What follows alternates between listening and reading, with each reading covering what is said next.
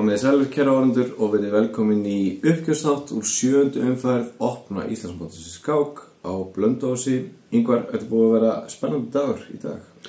Já, heldur betur sviptingar á tímabili áttu við vona á einum úrslitum og svo hring snýrust þau og við fengum önnur úrslit. Þannig að stefnir í mjög spennandi lokaumferðir. Ég held að svona á þess að spilla kannski stöðun eins og hún að bara vinda okkur í skákinu eftirborði, Ívan Sitsko á móti Hannesi Hlífari. Þessi tveir höfðu fimminninga fyrir umferðina, tveir eftir og svo voru, ég held 4 skákmenn með 4,5 vinning. Þannig að spennandi toppárátta. En þessi skák mikilvæg. Virkilega. Hannes með svart, hvað gerist í þessari? Sko, ég held að Hannes hafi líklega lagt upp með að fara inn í þessi skák og tefla traust og hafa, eins og við höfum talað um áður, jafntefli í bakhöndinni, að vera þetta að segja það. Já. Þannig að við sjáum það á byrjunarleikjunum. Ívan leikur E4, Hannes leikur E5 og býður upp á spænska leikinn sem Hannes hefur telt oft með góðan. Já, og mér fundist sko fá minn spænska leikinn bara svona aða línuna, stuttrókur biskup B7, hrókur B5. Stuttrókur hérna getur fyrirleikið C3. Já. Og þá gæti svartu bóðu upp á hérna massalinn. Já. En hvítur leikjarni H3 sem svona svo við slettum anti-massal kemur í veg fyrir í svo kallar massal-aðbreyði. Massal-aðbreyði sem var einu svona í sóknarbyrjun orðið jafnteflisbyrjun í dag og menn eru farin að forðast að fara út í þetta. Þannig að þessi leikjari hjá Hannesi að hróka núna í rauninni segja við hvítan, viltu taka slægin og fara út í jafnteflisbyrjun eða viltu velja einhver hliðarlínu sem að Ívan gerir og leikurinn H3 eins og segir anti-massal aðbreyði. Má ekki mörgulega segja að vinsældir ítalska leiksins eru svona eiginlega út af massal aðbreyðina menn eiginlega bara skáust upp á einhverjum spálverunum af því að C3 D5 fyrirverandi massal árásinn eiginlega bara massal vördin í dag sem bara menn ekkert að brjóta niður. Svo erum við berlinur aðbreyði líka sem að menn getur telt Þannig að Hannes leikur þetta biskup B7, D3, D6 og A3 og þetta virkar hálfvæmið hjá hvítum en það eru hugmyndir í þessu hann er að búa til flottar eitt fyrir biskupin. Já, í einhverjum stöðum hefur hvítum getað bara leikið rittar A5 og tekið parið og svartur leikið rittar A5 tekið parið og stendur það ekki verð. Þannig að hvítum býtur flottar eitt. Og það eru plön í þessu eins og rittari C3, rittari E2, rittari G3 eða að rittarinn fari hínulegin og fara D2, F1 og G3 og fari yfir konsungin. Og það eru gamla skemmtilega svona mótaskákið í þessari stöðutípu eins til dæmis skákinni Jónat Látarsson John Nunn frá 9. áratugnum. Svona skemmtilega skákskák sem ég hvet fólk til að kíkja á. En Hannes leikur hérna hrókur E8. Ok, rittar C3. Rittar C3. H6. H6 kemur eftir. Og þá fer hann ekki í þetta plan sem hún endur rittar eftir G3. Heldur við fara með rittarinn á D5. Já, sem athyglisvert og ég held að Ívan hafi komið inn í skákina með ákveðna hugmynd hér, hann hefur vantilega gert ráð fyrir svarleik Hannes sem biskup F8 svona standardleikur í spænska leiknum biskupinn svona lúrir hann vil ekki gefa biskupinn fyrir ryttara. Nei. Biskupinn lúrir og býður eftir að komast af G7 kannski.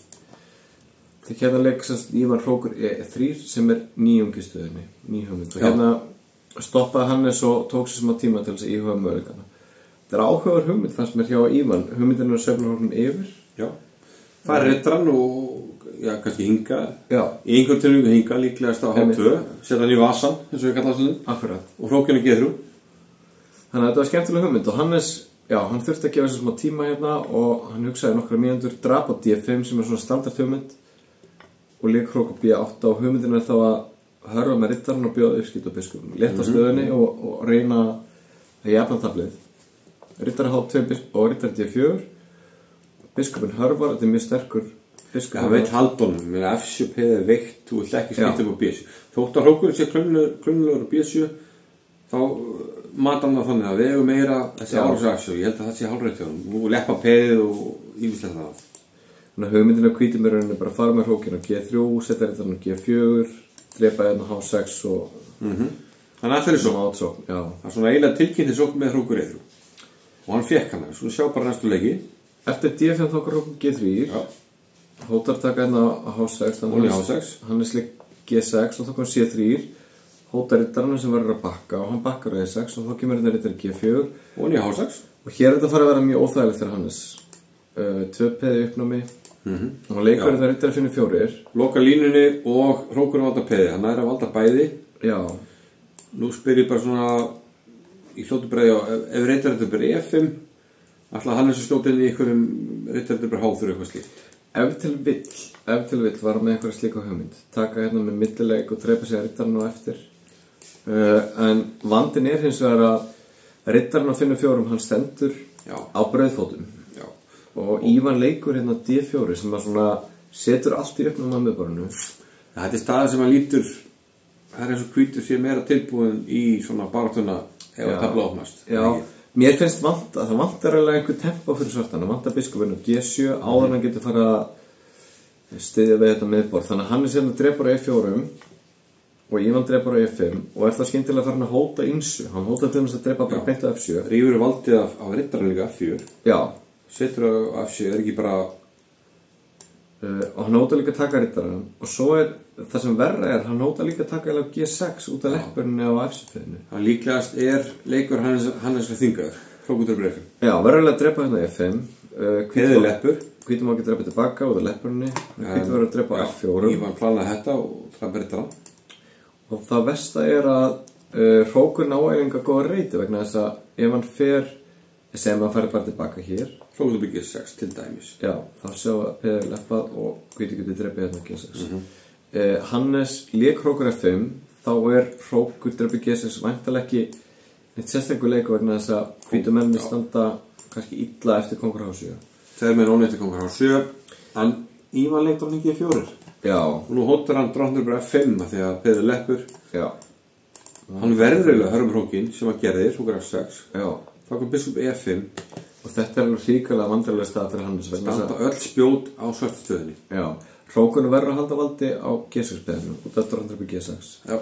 Þannig að ef hrókurinn fer eitthvað sé bara hrókur B6 fyrsta sem við dættu í hug sem dæmi, þá kemur 2 þóttum F4, hóttar F7 og C7 Já, úff Þannig að þetta er mjög vandrarlega stað og ég tók eftir því ég var fylgjast með skákinni það svona, það voru þrumuski yfir Hannesi á þessu tímabili og hann hugsaði sér vel lengi hann er með sko 23 mínútur hérna á næstu 16 leiki og hann leikur hérna fyrir kongur G7 eftir 10 mínútur sko gefur sko er hann skipta hann og gengur beint inn í leppun þetta er staða ok, dronning F4 hann vinnur skiptavinnu já kannski ekki í nákomast leikur en allt er góðu hann vinnur hérna skiptavinnu hér er staða þar sem ég held bara ég og margir slófinn betri myndi bara móla niður og tapa skiptavinnu út af stórmestraða en hérna er svo Hannes ég veit ekki ok, hann er biskup 7 og hvítur endra á að taka hennar skiptavinnu en hér er bara svo Hannes svona náðu svona að núlstilla sig Mér fannst sko, því ég var að fylgjast með skákinni mér fannst sko yfir bragð Hannes að breytast á þessum tímabóti í skákinni hann fór úr því að verða svona þungbúinn yfir því að peppa sig allan upp og hann fór að tefla bara eins og einhver meistari frá þessum tímabóti fannst mér sko Já, ok, sjáum hérna, ok, hrókurinn núni hann fer á E3 kom ekki G7 undirbýr að fara fram með peði peði fyrir áfram G3 Kongurinn kemur, ok, nú er peðin komin áfram þannig að nú er eðlilega kongurinn komin baka peðin og stegið þau C4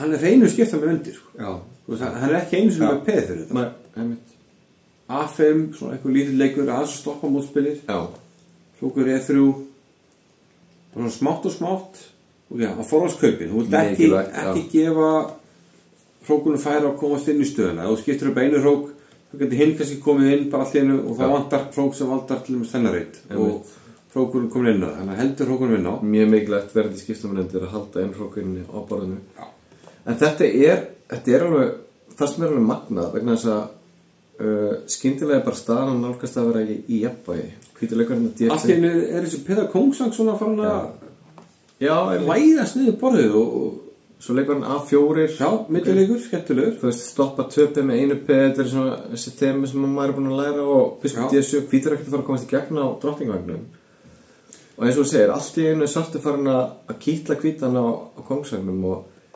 maður bara farin að halda að Hannes myndi jafnvel snúa sig við og vinna skákina Hvítur þurfti að passa svo á þessum tímamóti. En hann gefur hann 1 peð tilbaka. Já, hann gefur 1 peð.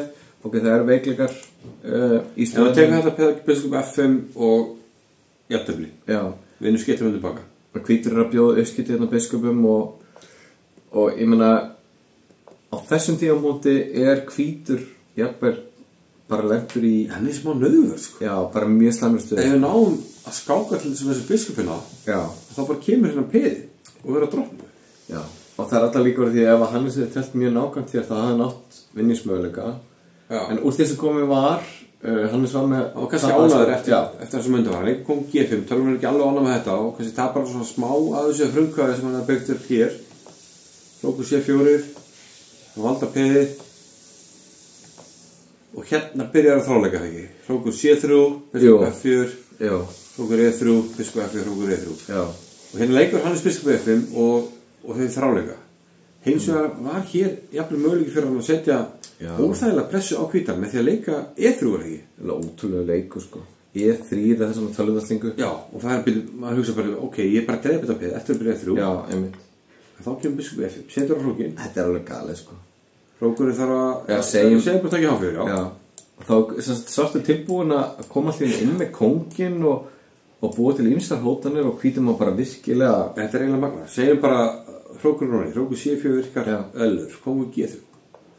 Og Hvítur á bara með hann líka.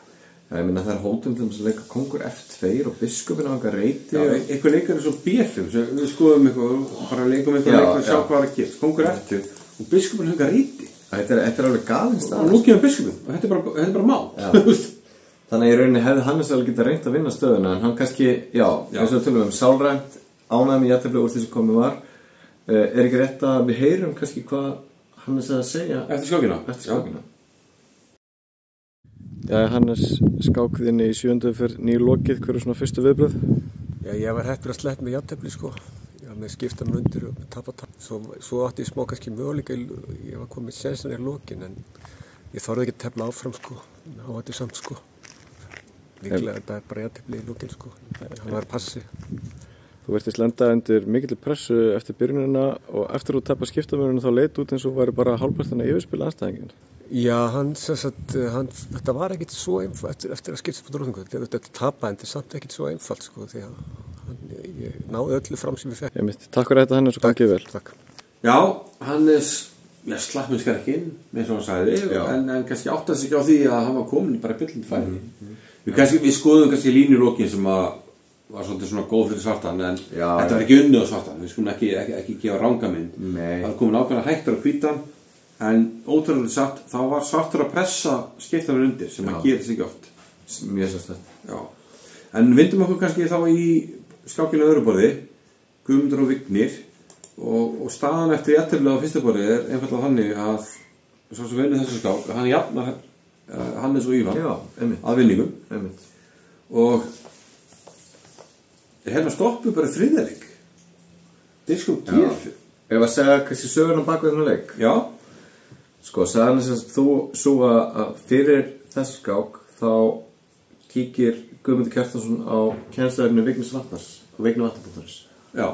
Og hann kemði sér sagt áskrifandi að síðunni Vigni Vatnar.is sem er athyglisvert í undirbúningi sko. Að gera sér sagt áskrifandi að áskrifandi það var ekkert, hann sagði enga væmni sko, ekki mánuð, ég tek áskrifandi velgjört. Akkurat, þannig ég held að Vignir hafi valið þá leið að fara út í eitthvað hliðaraflið og hann velur hérna leik sem er auðvitað ekki mjög standard að leika biskup G5 í þriðaleik hér eðlurstu leikinir hérna er C3, F3, G3 alls konar leikir en biskup G5 er svona sjálfgjafari svona hliðaraflið og þetta getur þetta þróast yfir í drottningabræð og ýmsa leiðir en Guðmundur velur að leika hérna H6 og þá fáum við svona stöðu sem er kannski aðeins öðruvísi og tökum eftir að strax hér er Gummi búin að korteri í 5. leik. Já, einmitt. Guðmundur eitt í 12 tíma bara strax eftir biskup G5.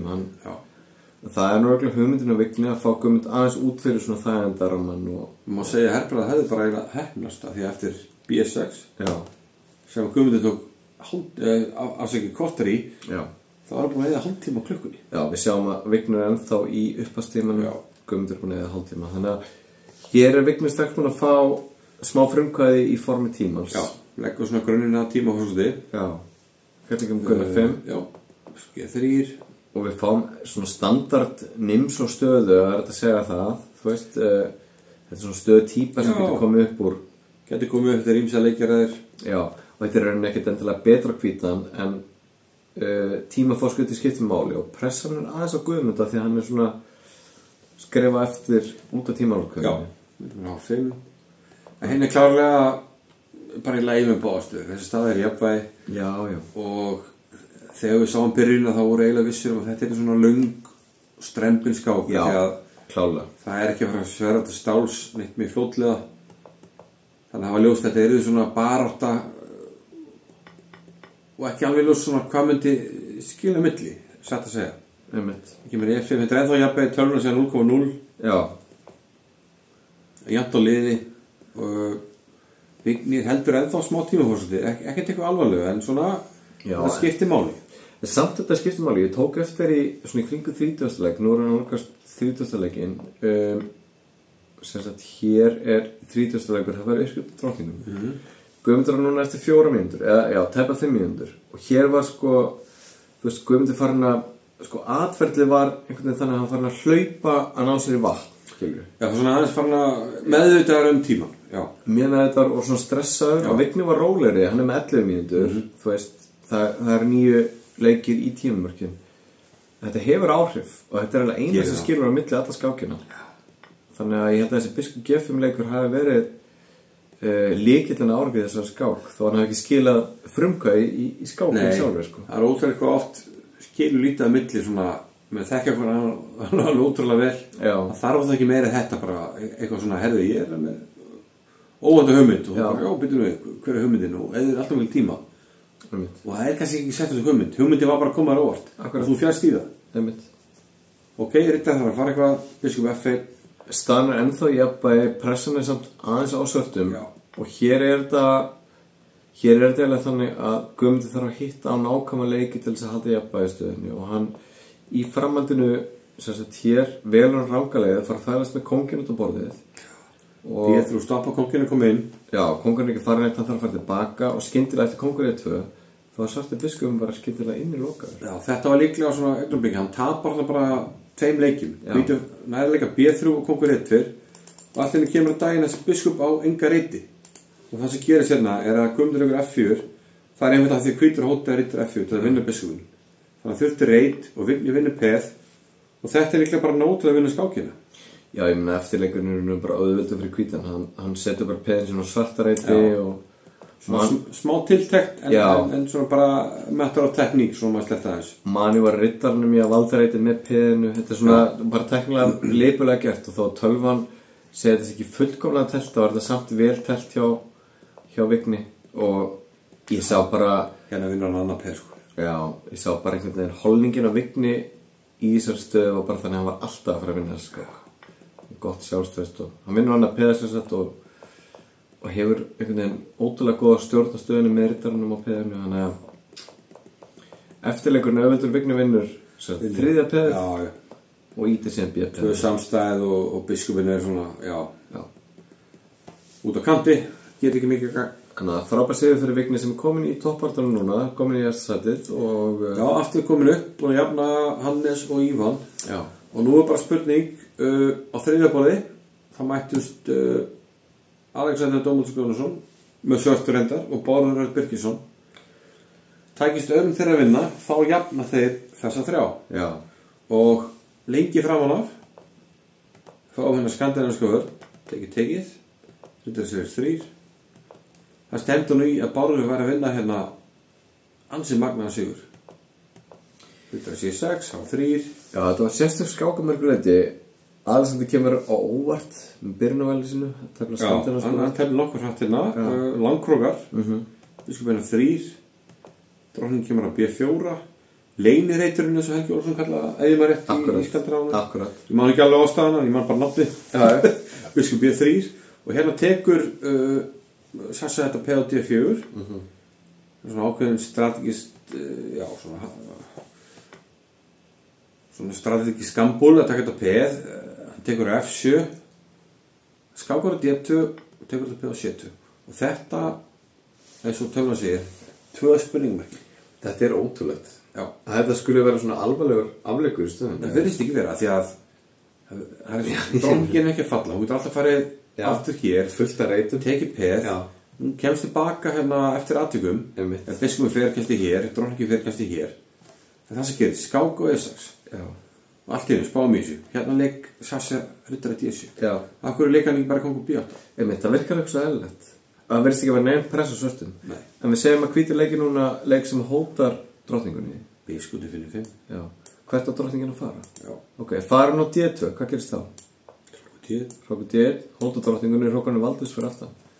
Ok, farir drottningin eitthvað annað, einu reytur sem hún ná er að drepa B2. Hvíti leikur hrókur B1, hótar drottningunni, farin eitthvað, hann máta B1. Takk fyrir. Og þetta er ótrúlegt. Þetta er bara eitthvað þurru. Misti bara þessu. Já. Þannig að hann áengar hann að leika hann riddari D7 og þá var hann að koma sér í eins og þú kallaði það einhverja eilífðarleppur. Já, þetta er ógeðslega leppur á D7. Já. Og eftir hrókur D1, leppurinn heldur G6 og hérna vatnaskil, hérna á hvítur vinningsleik. Já. Áður við höldum áfram, sjáum hvað Sasha hafa að segja eftir skákina. Þetta er Dómaldsson Jónásson sem var að klára skák í 7. ferð, vann í erfiða skák á móti Barði. Sasha, what was going on in this game? Yeah, I don't know. I just blundered this queen d2 check, queen c2, and all of a sudden after bishop e6, bishop f5, my queen is trapped. So You missed bishop f5. yeah, I missed bishop f5 completely. That's what we thought. And yeah, after knight d7, I must be lost somehow. Of course, I thought he can just win a piece even, but I guess had maybe a little bit of counterplay because f2 is weak, but yeah, obviously it should be lost. And then after I played bishop d2, I thought I might be okay. Yeah, I think he probably missed bishop h6 d2. Yeah, and yeah, queen f7 was a little weird, but yeah, after that also I thought if he doesn't go for queen g4, he doesn't need to go into this ending, which is lost. I thought he could have just traded the queens, played knight e4, and it should be equal as well. A very confusing game. Yeah. I prefer a steady grind or something, but here I was about to resign almost after bishop e6 check, so Yeah. have to see what he has to outplay me, but yeah. Yeah, probably white tomorrow, so we go from here. Good luck. Yeah, indeed, yeah.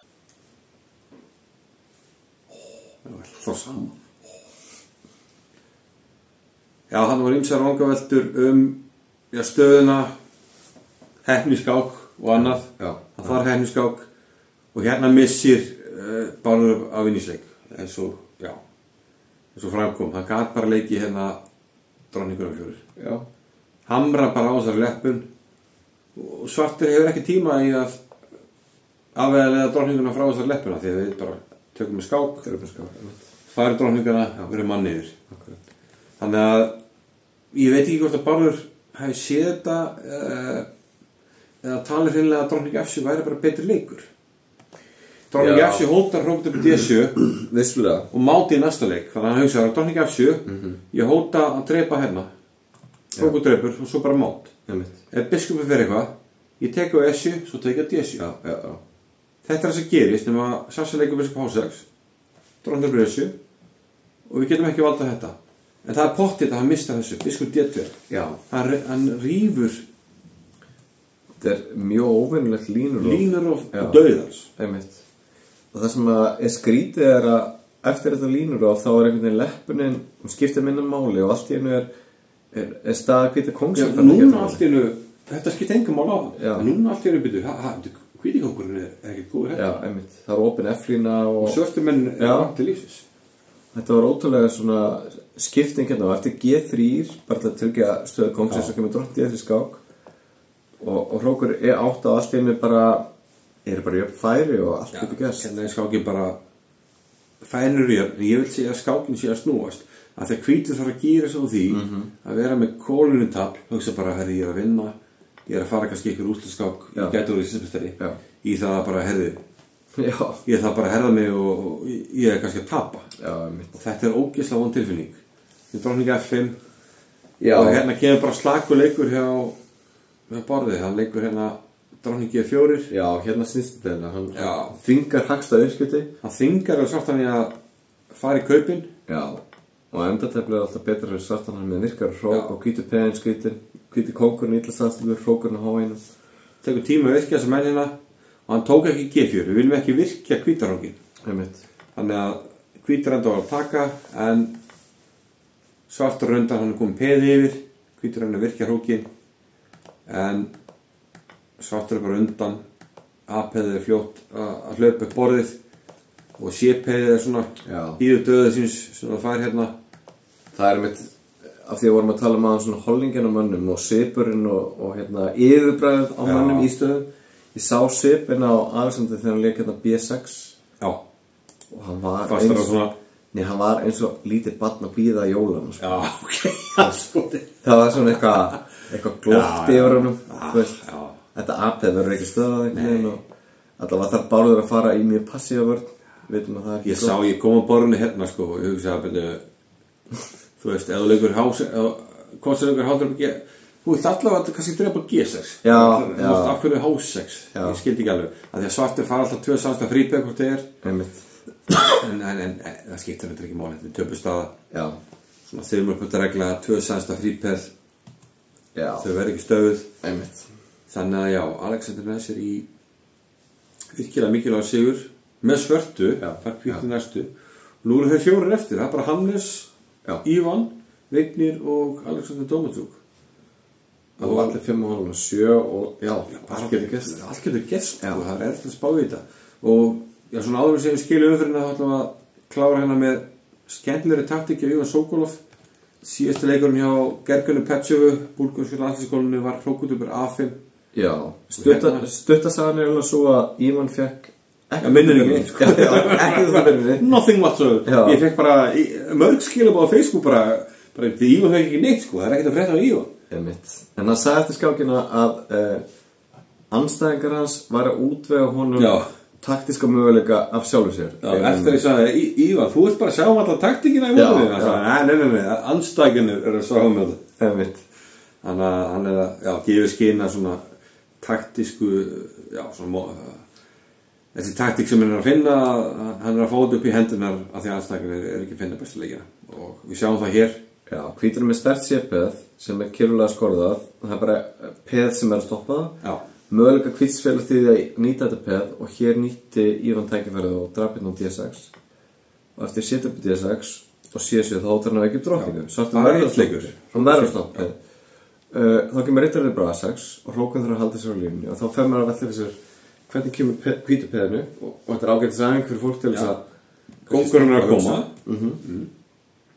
hvítu þarf línur á þessari stöðu og lék hérna B4 og eftir kóngur E8 þá vantar svörtu með þetta bara 1 tempo til að stoppa peði þá hefur hvítur tíma til að leika rittari C5 stoppa hrókinni rífu línuna og valda D7 sem mikilvægt af því að ef kóngur kemur svo D7 þá myndi þetta bara ekki virka mér dætti í huga eina leiðin sko svona til að reikna fullkomlega væri ef hann leikur hér það væri að leika hér kóngurinn kemur B5 en málið bara að við erum snöggir hérna eftir okkur C2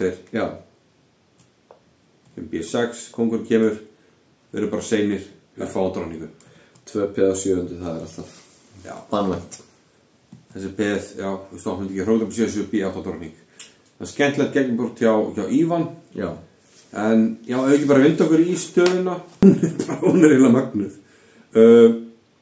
ef að stigu er reiknuð að þá er Alexander Domačuk núna eftir með 5,5 og 7 þeir hafa reyndar 4, 5,5 og 7 Domačuk, Hannes, Vignir og Ivan Šitsko ef mér misreiknast ekki er ekki Alexander búin að tefla við og alla bara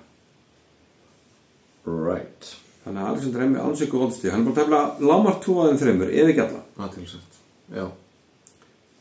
5,5 vinningar 3 með 5 vinninga ég held við getum alltaf því útvögað að skákmann með 4,5 vinning verði Íslandsmeistari þannig að einhver af þeim 3 Íslendingum sem eru með 5,5 verða Íslandsmeistarar mögulega einhver með 5 vinninga og það eru Bragi og Hilmir sem væri þá að vissuleita að koma hlið og með þeim eins og Ivan Sokolov sem geti haft úrslita áhrif í þessum loka það er það sem að menn eru bara að tala um svona í bakherbyrgjum hérna á mótinu að Ivan Sokolov sem er ekkert búin að fara með veggjum í mótinu er alltaf að koma upp töfluna og mun mæta einhverjum af toppmönnunum.